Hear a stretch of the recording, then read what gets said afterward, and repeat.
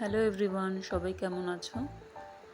আমি আজকে আপনাদের সাথে শেয়ার করব আমার খুবই প্রিয় একটা রেসিপি, যেটা আমি আমার শাশুড়ি মায়ের কাছ থেকে শিখেছি।